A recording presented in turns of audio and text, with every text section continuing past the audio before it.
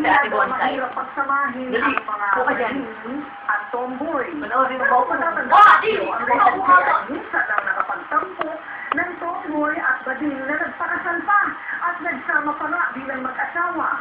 Ngayon naman, nadiskubre namin ang isang bakla at tomboy na magkapatid. Magkadugo, ngunit mukhang tubig at langit ang pilit pinaghahalo sa ilalim ng isang dugo. Paano malelesolba? Sa kwento, at bading, Barn. Pilya na maganda. Kung akala nyo sa pelikula lang ba yung Catherine Jill o kapatid na isang binabae at isang tomboy, nagkakamali kayo. Dahil ang mga pagkakaiba nila na tila tubig at langis. Samahin, nasa katauhan nila Bonsai at Nancy. Thank you. Ano ang magkapatid noon? Walang pinagtatalinan. Palaging masaya. Gayon pa man, pagkakalang babae na. Kapag kumakanta nga raw siya, mas komportable siya kung babae ang kinakanta. At dahil may talento, stand-up comedian. Alam mo ang time kung saan siya naging monthly finalist. Ito na niya binago ng tuluyan ng kanyang isip.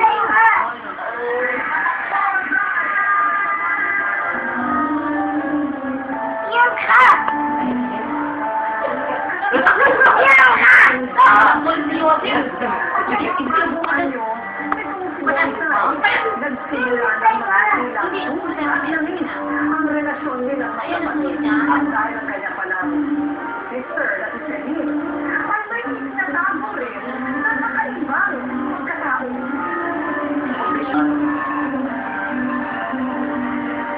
At dahil lumadad na nga ito siya, lumabas na din.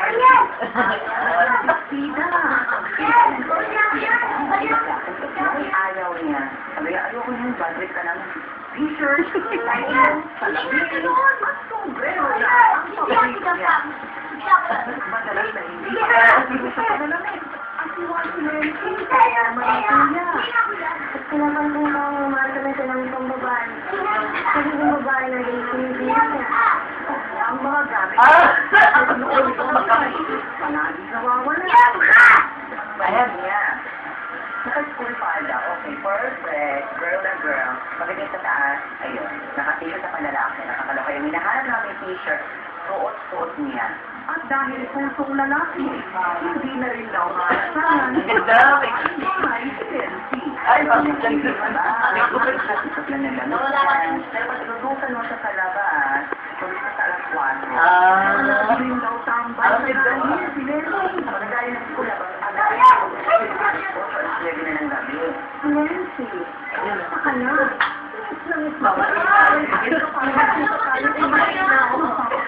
Mahal na mahal sila.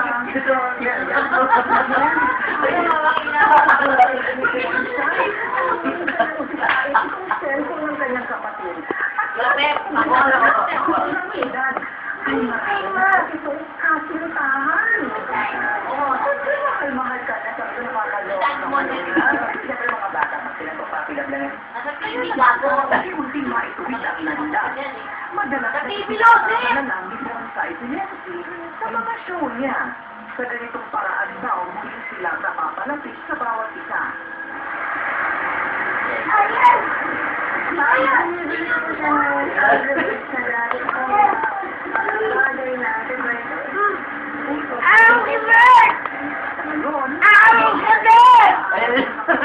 At dahil naman na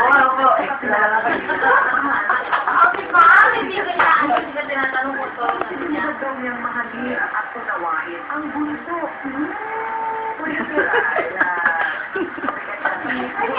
Hindi ko sabi ko sir, ang takal naman na ang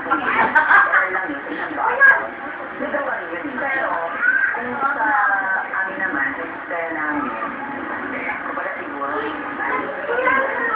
sa tubig at sa bonsai at ang kanilang kaibahan ay magiging sandata nila laban sa buhay.